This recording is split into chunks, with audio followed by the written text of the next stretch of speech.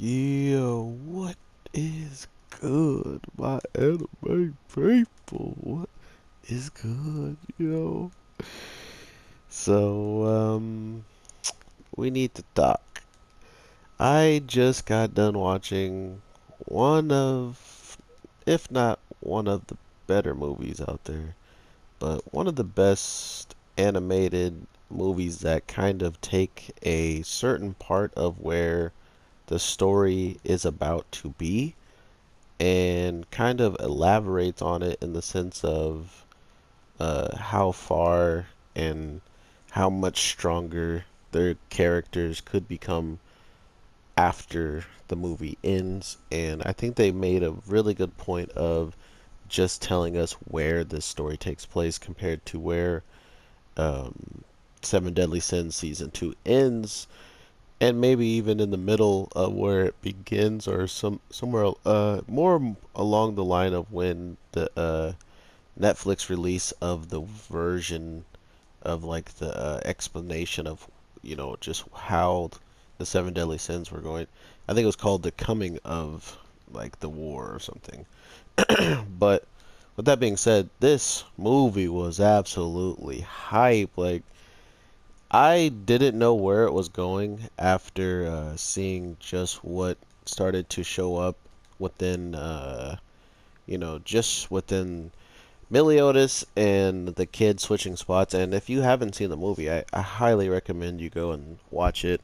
Um, I watched half of the sub, and I had pretty much to do something, and then by the time I got back, the dub was out. So I just watched the dub fully through, but from what I could tell from halfway up to where I left off on the sub, it was verbatim pretty much the same because that's one thing Netflix has done right for quite a bit is whatever they use in the sub, they usually follow it up in the same type of wording and at least summarizing, and I think that was always one of the highlights of the shows that I like to watch. Um, you know, Whether it was sub or dub. So I been looking into just a lot of Seven Deadly Sins. So to get to see this episode and or not episode this movie and just see it at like almost its full glory of what a true battles were about to be. It's kind of sad that this movie came out after the Ten Commandments and stuff, but to be fair, I don't that arc isn't over. So this is like kind of showing you just where the level gap was before the entire jump of the whole series, which I think is a pretty good thing to do within these movies because not only do you have to kind of create villains, you have to maybe not create them. I mean, they did sound pretty creative, like the band of people that were right underneath the Ten Commandments, and I have a grudge against Meliodas because he didn't pick me to be in the Ten Commandments, which also kind of it made sense after Meliodas said that that wasn't the type of person he would be looking for in his army. But then it didn't make sense with how much power and how powerful he was, and even keeping up with um, he was keeping up with Meliodas at probably full strength when it came down to the very first time the Ten Commandments show up to the castle and like totally destroy Meliodas. That's about where he's at, maybe a little bit stronger at that time, but including when he gets the sacred art, his sacred treasure. So it's kind of the continuity right there is already messed up because it took up to around the demons rising up in the season 2 for him to even get his weapon. So for him to have it here and then to not continuously hold it and then the whole line of, oh, I thought this sword was gone, and she's like, I got it for you, like that never happened in this movie. So there's one thing that kind of messes up the movies, and so I'm not saying at all that it was perfect, but I'm saying that they were trying to scale, where the characters should be at this moment of time, and they did quite a good job of it. Beside Escanor, I mean, I don't think they knew just how powerful that man was really going to be. So, of course, that maybe came out a little bit underplaying him because his abilities seemed. I mean, they seem like the level of what Bond was doing at towards the end of season two. So take that as you will. Um, and with them really stating a lot through the movie that, oh, this power is close to that of the Ten Commandments, or what they would be. And we got to remember that also they believe that or Meliodas believed the Ten Commandments were going to be a certain level. They then showed up and absolutely slapped his expectations. So it really does play on how just the whole show itself likes to build up on battles and show battles.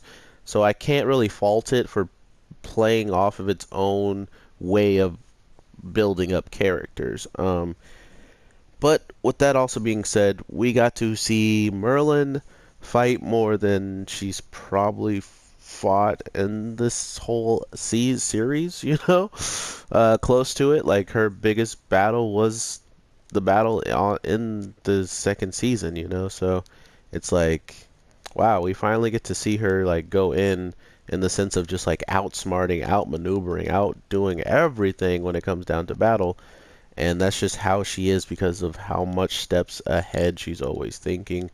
I love that aspect that they actually, got to play with what her moves would look like. And it did kind of suck for the guy who she got paired up with that she can just absolutely run through. I mean, it was bound to happen seeing how Merlin can do absolute cancel. But not only that, she could just, absolutely slap you through whatever you're planning on hitting her with. And that was what was fun about watching her fighting style. She pretty much was just toying with the full like flesh demon that was slapping these guardians who weren't that weak, but these these demons were clearly on just like a much higher level than they ever could be. I'm trying to do low attacks right now. I haven't learned 2B's lows, which is a problem. Um, but yeah, I truly think people will like this movie. You can even go into it without seeing season two, because really, it's before season two even really pops off and stuff like that. So before even Meliodas gets a weapon that's supposed to help them take on the demons, like that hasn't even happened from where they're leaving off. So I'm not sure if that's going to deter you from watching it or not, but it was still a very fun movie in its own right. The character who pretty much looked like Meliodas and was getting treated like Meliodas throughout the whole episode was pretty fun to watch as well. And like just him messing around with Bond and everybody, but never called Diane a monster. How could you see a beautiful woman like that, tall, small, frawl, if that's a word? I'm making it a word now. How can you say she's a monster, bruh? Like, I would have been just like King, super mad that he even like went there. So I love just how those characters played out everything, and Merlin straight up getting fed up with everybody trying to stop him. He starts flying away, and she just puts up a mirror that pretty much the same mirror that could deflect any type of like spells. It was pretty much like a weaker version of Perfect Box. So take that as you will. Like she don't care if she's trying to get something done and you're not cooperating. You're about to get. She just doesn't. Like she's like, was that going too far? Like, maybe a little bit.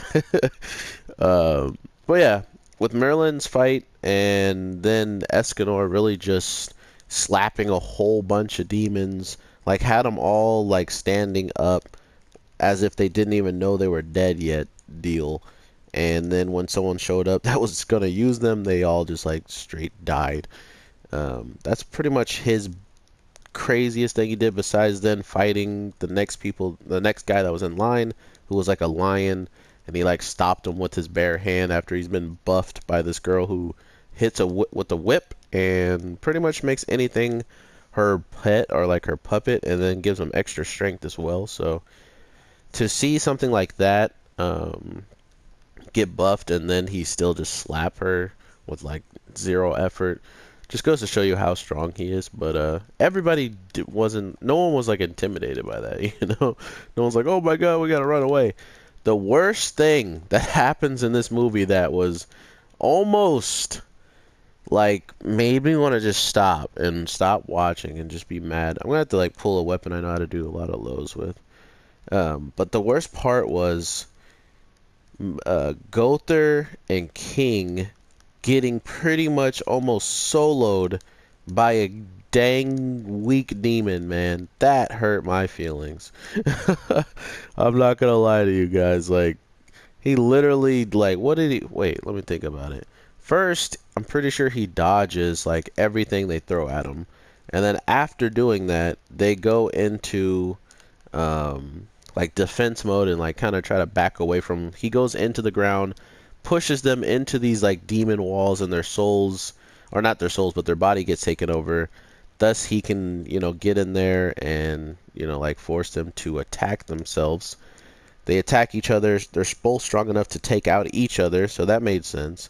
But then, after all that is said and done, this man, this man then goes and just like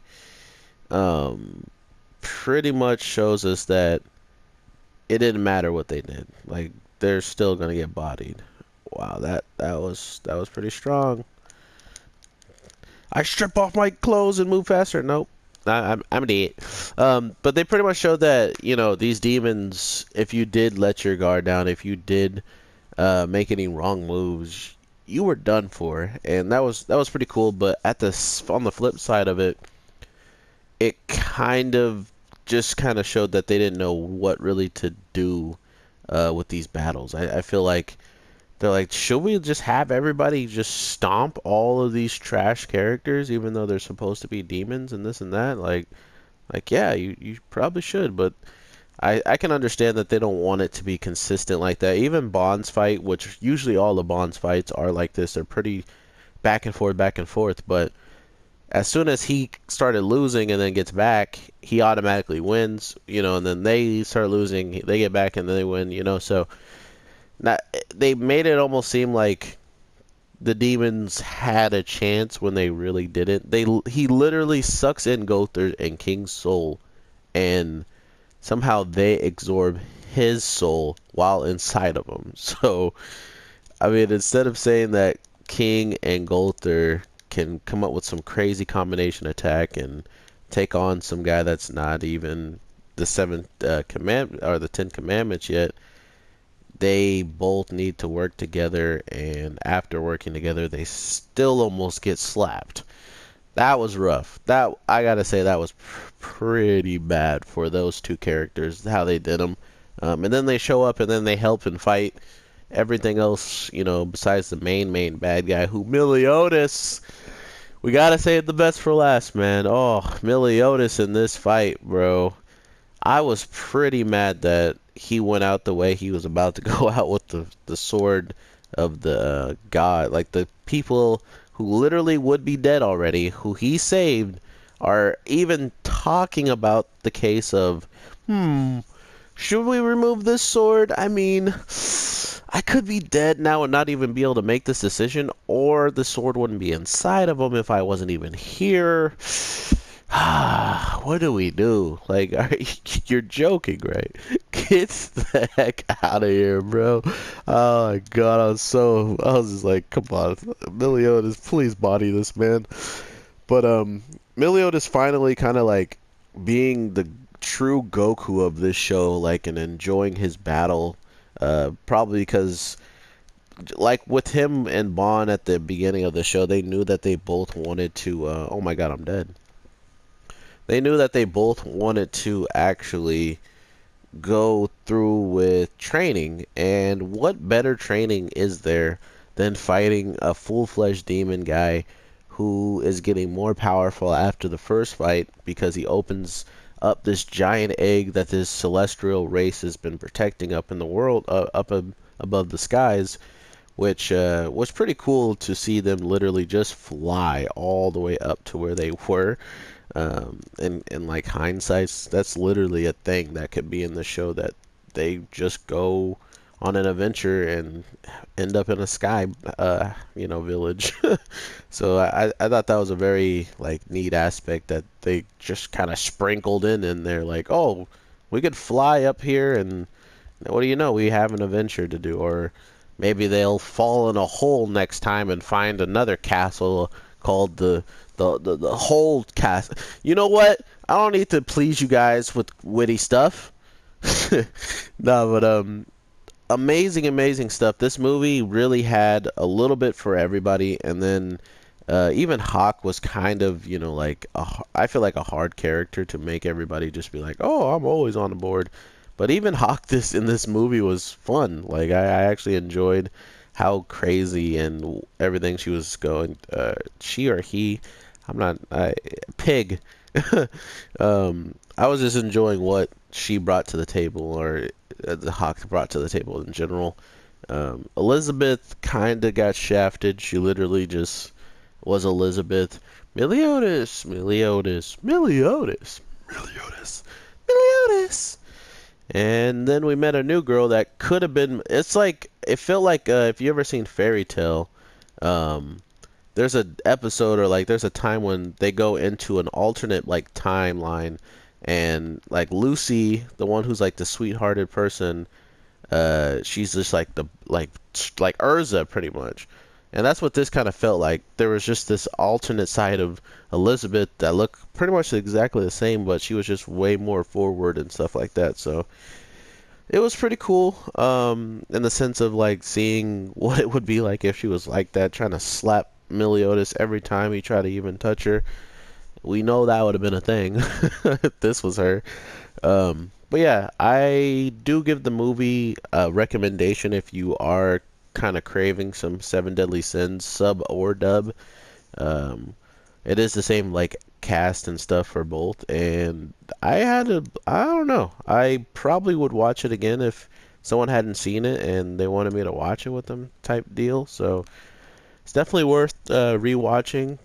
Just the animation and just like how all of it's like going on is enough for me to be like, okay, I'm definitely game for this, to watch it again. So with that, my anime people, I hope you guys enjoyed. I will be doing the review for Dragon Ball Super soon, because I guess everybody else has probably already done it. But the dub hasn't came out, which I wanted to wait for, because that's going to be the first time we're going to get it like in theaters in my state. So that was the reason why I didn't want to do the review just yet, because I could give you my true feelings of the animation and stuff. You can't really get the true feeling of it through the ways people are watching it as of lately. So it's okay though. With what I got, I just wanted to put it out there and at least like tell you guys how I feel about what could be coming down the line for Dragon Ball Super, just from the movie itself, or just like how good Broly is compared to what Broly used to be. So with that, guys, I hope you enjoyed this. Make sure you drop a like and check out the other videos. We got some fire animes coming in 2019, and I've already done reviews on 2 of them already. So if you guys enjoy those animes, make sure you let me know in those in the videos on those, or in here. Regardless, I will read everything. So I am your anime G, and I will talk to you guys in the next one. Thank you so much for the support, and let's have another amazing year of reviews. So with that, everybody, peace.